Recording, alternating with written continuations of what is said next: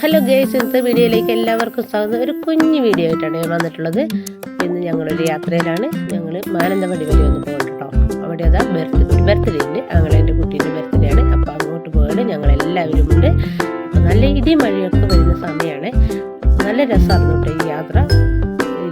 ഇടിയും മഴയും ഒക്കെ ആയിട്ട്.